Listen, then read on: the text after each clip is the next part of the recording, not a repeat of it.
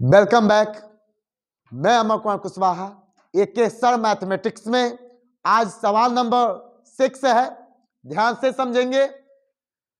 ऊंचाई 220 सेंटीमीटर और आधार व्यास 24 सेंटीमीटर वाले एक बेलन, जिस पर मतलब उसी के ऊपर ऊंचाई 60 सेंटीमीटर और त्रिज्या 8 सेंटीमीटर वाला एक अन्य बेलन मतलब दूसरा बेलन आरोपित है। मतलब एक के ऊपर दूसरा बेलन आरोपित है से लोहे का एक स्तंभ बना है। मतलब ये पूरा क्या है? लोहे का एक स्तंभ है। और इस स्तंभ का द्रव्यमान ज्ञात कीजिए। जबकि दिया है क्या 1 सेंटीमीटर क्यूब लोहे का द्रव्यमान लगभग 8 ग्राम होता है। तो पाई का मान भी दिया है 3.14 लेना है। यानी पाई के हम बोले हैं जहां पर पाई का मान देगा वहां पर पाई का मान पुट करेंगे 3.14। लेकिन नहीं देगा तो 22/7। ठीक है, सवाल समझेंगे। एक बेलन दिया है, उसी के ऊपर दूसरा बेलन अध्यारोपित कहा हुआ है। तो पहला बेलन जो नीचे है वह 220 सेंटीमीटर इसका टोटल ऊंचाई है और उसकी व्यास 24 सेंटीमीटर दिया है। तो उसका हाफ कर देंगे तो त्रिज्या 12 सेंटीमीटर हो जाएगी। उसी के ऊपर दूसरा जो बेलन है उसकी ऊंचाई 60 सेंटीमीटर है और उसकी त्रिज्या 8 सेंटीमीटर दिया। देखो फिगर हम बना दिए। एक के ऊपर दूसरा बेलन, तो इसका द्रव्यमान बताना है। कब ज्ञात कर पाएंगे? जब यह दोनों बेलन का हम आयतन ज्ञात कर लेंगे, तब ज्ञात कर पाएंगे। ओके, तो ध्यान दे बच्चे। तो लिखेंगे क्या है यह फिगर, क्या है बच्चे, क्या है फिगर पहले समझेंगे। ये फिगर क्या है? पूरा स्तंभ है। तो लिखेंगे डायरेक्ट स्तंभ का आयतन दिस इक्वल टू स्तंभ का आयतन लिखेंगे तो पहले इस बेलन का बड़ा वाला क्या होगा? पाई आर स्क्वायर एच होता है। तो इसके मान लेते हैं 1 1। ऊंचाई दोनों का अलग अलग है, त्रिज्या दोनों का अलग अलग है। फिर से प्लस में पाई आर स्क्वायर एच, इसका 2 2। यानी इसका दिस इज यह फिगर के लिए हम क्या मान लिए हैं? 2 मान लिए हैं। इस फिगर के लिए क्या मान लिए? 1 मान लिए। हम बोलते हैं बच्चे, मेरे पढ़ाने का यही मतलब है कि फिगर हमारे इमेजिन होना चाहिए हमारे दिमाग में, ताकि सवाल में दम न हो। सवाल को पूरा इमेजिन करना हमको आना चाहिए। किसके माध्यम से? फिगर के माध्यम से। ध्यान देंगे, दोनों में पाई कॉमन हो सकता है, लेकिन बाकी कुछ नहीं कॉमन हो पाएगा क्योंकि दोनों अलग अलग है। बाकी में हम कॉमन कर दिए थे क्योंकि शंकु था तो उसी के ऊपर था, बेलन था तो उसी के ऊपर था, मतलब एक ही त्रिज्या था वहां पर। लेकिन यहाँ पर ऐसा कुछ नहीं है, दोनों अलग अलग है।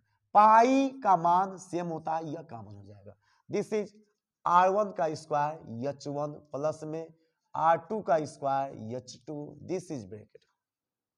ध्यान दे बच्चे, दिस इज पाई का मान कहा है देखेंगे 3.14 लिखेंगे 3.14। दिस इज ब्रैकेट r1 का स्क्वायर, r1 का स्क्वायर यहां पर आ जाएंगे 12 का स्क्वायर, 12 इंटू 12 हम डायरेक्ट लिख रहे हैं, मतलब इंटू करके 12 का स्क्वायर मतलब 12 इंटू 12। h1 का मतलब 220 प्लस में r2 का स्क्वायर का मतलब 8 त्रिज्या है ना, और 8 इंटू 8 और h2 का मतलब 60। This is bracket. हम बोले हैं बच्चे जो इसका मात्रक है वह हम लास्ट में लिख लेंगे, हम कई बार बता चुके हैं।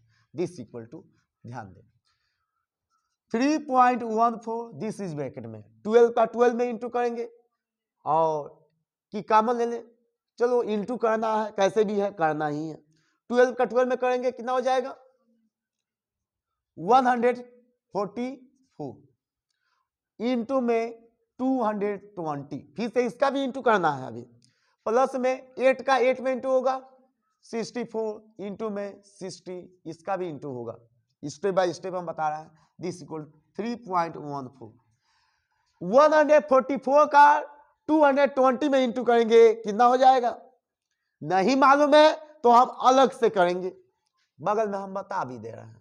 220 का इंटू करेंगे, 0 है 0 हो जाएगा, 2 का 4 में करेंगे 8, 2 का 4 में करेंगे 8, 2 का 1 में करेंगे 2, फिर से एक और दिया है ना, इंटू इंटू 8 8 2 0 8 8 8 में प्लस करेंगे 16 10 11 3। कोई हड़बड़ी नहीं बच्चे, हम करके लिखेंगे। कितना हो जाएगा 31,680 हो जाएगा, प्लस में 64 का 60 में करेंगे तो 6 का 4 में करेंगे 64 कैरी 2, और 6 का 6 में करेंगे 36 और 2 38, और 0 है 0 लिख लेंगे। फिर से इसी का इसमें प्लस भी करना है। दिस इक्वल टू 3.14, जब ब्रैकेट हटाएंगे इंटू हो जाएगा और दोनों को आपस में प्लस कर लेंगे। कितना है 3 है 8 है 4 है 0 है, 0 हो जाएगा 2 हो जाएगा और 14 15 हो जाएगा और 4 5 हो जाएगा 3 हो जाएगा। सही है। 35,520 का इंटू फिर सब करना पड़ेगा, इंटू करना पड़ेगा बच्चा। हम बोलते हैं कि क्या एडिशन सब्ट्रैक्शन मल्टीप्लिकेशन और डिवीजन कभी साथ छोड़ने वाला नहीं है। 4 का 0 में करेंगे 0, 4 का 2 में करेंगे 8, 4 का 5 में करेंगे 20 का 0 20 और 2 22 कैरी 2, 4 का 3 में करेंगे 12 और 2 14 इंटू करेंगे 0 2 5 5 3 इंटू करेंगे 3 का 0 में करेंगे 0, 3 का 2 में करेंगे 6, 3 का 5 में करेंगे 15 और 15 और 1 16 और 3 का 3 में करेंगे 9 और कितना हो जाएगा 10। दिस इक्वल टू 0 8 2, यह 2 6 5 11 13 का 3 कैरी 1 14 15 9 10 11 11 11 क्या दशमलव कितना अंक वाले हैं 2 अंक वाले हैं, यानी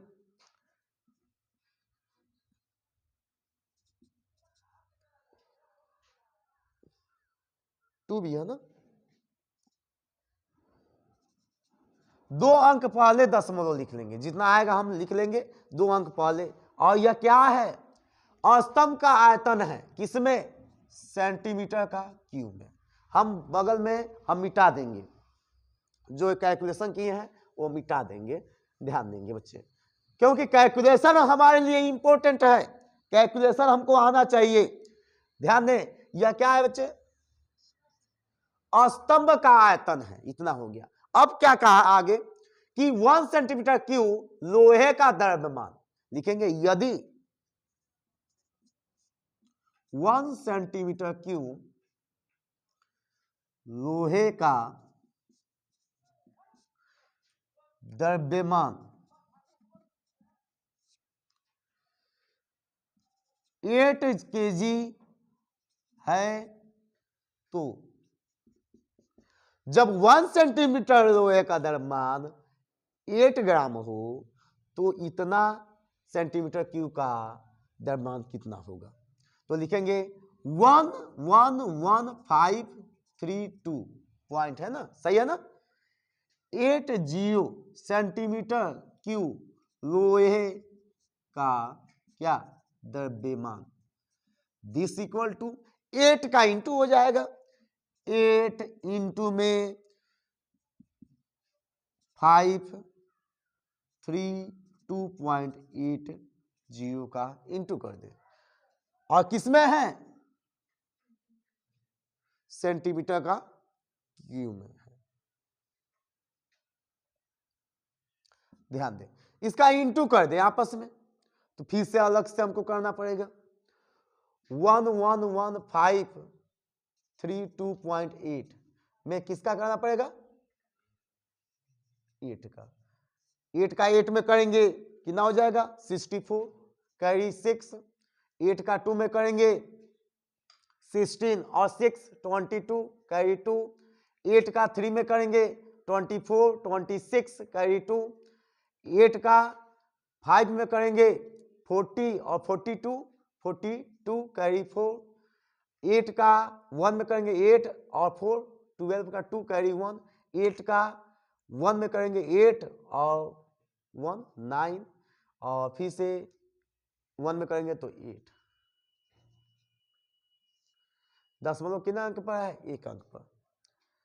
1 अंक है ना, हम 0 हटा दिए हैं बच्चे, 0 हटा दिए पहले ही, जो आएगा हम लिख लेंगे। कितना है? 80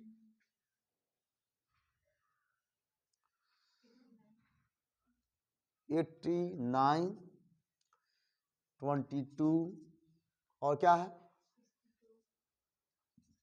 पॉइंट में 4 है ना। ध्यान देंगे, यहां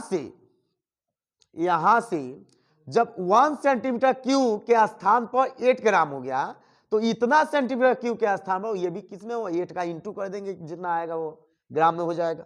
किसमें आ जाएगा? ग्राम में। तो अब हम बताएंगे कि हमारा दिस इज क्या है? स्तंभ का द्रव्यमान इतना ग्राम है, तो इसको यदि हम केजी में यदि चेंज करें, किलोग्राम में चेंज करें, तो मालूम होगा, हम पैमाना जानते होंगे, किलोमीटर, हेक्टोमीटर, डेकामीटर, मीटर। ग्राम में है किलोग्राम, हेक्टोग्राम, डेकाग्राम, ग्राम। यानी 1000 का यदि डिवीजन कर दें इसमें, तो हमारा किसमें ग्राम हो जाएगा? किसमें चेंज हो जाएगा? किलोग्राम में चेंज हो जाएगा। दिस इक्वल टू 89226.4 में ग्राम के स्थान को, ग्राम को किलोग्राम में चेंज करेंगे तो इंटू करना पड़ेगा 1/1000, 3 जीरो का भागा 1, यानी कह सकते हैं 1000 का डिवीजन करेंगे। जिसको नहीं आता है बगल में हम बता दे रहे हैं, किलोग्राम, हेक्टोग्राम, डेकाग्राम, ग्राम, डेसीग्राम, सेंटीग्राम, मिलीग्राम। यह पैमाना हमेशा आना चाहिए बच्चे। देखेंगे यह ग्राम है ना, इसी को ना किलोग्राम में चेंज करना है, 1 2 3, यानी 1/1000, 3 जीरो का डिवीजन करना पड़ेगा 1 के साथ। तो 3 जीरो है 1 2 3, 3 नंबर, 3 अंक, 3 डिजिट पहले डेसिमल आ जाएगा, यानी 892.2624 किसमें हो जाएगा? किलोग्राम में। यहां पर भी लिख लेंगे किलोग्राम। अब बताएंगे इतना अंक यदि नहीं लिखना है तो 2 ही अंक ले ले, 26 बस लिख ले। यदि इतना ही लिखना है तो दिस इज राइट आंसर। तो आई होप यह सवाल सभी बच्चों को समझ में आया होगा। हम बार बार बता रहे हैं, जैसे हिंदी इंग्लिश पढ़ने के लिए, समझने के लिए अल्फाबेट और स्वर व्यंजन मात्रा की आवश्यकता होती है, वैसे ही मैथमेटिक्स को समझने के लिए हमको कैलकुलेशन की आवश्यकता होती है, जिसमें एडिशन, सब्ट्रैक्शन, मल्टीप्लिकेशन और डिवीजन हमको आना ही चाहिए। यदि नहीं आ रहा है तो मतलब हम पूरी अच्छे तरह से, हमको कैलकुलेशन नहीं हो पाएगा, गलत होने की संभावना होती है। तो सभी बच्चों से ये भी कहेंगे कि रफ कॉपी में लगा के सीखे बच्चे, लगाएंगे तो प्रैक्टिस होगा, अनुभव मिलेगा और गलत होने का चांस बहुत कम होगा। तो सभी बच्चे मेहनत करें। ठीक है, ओके।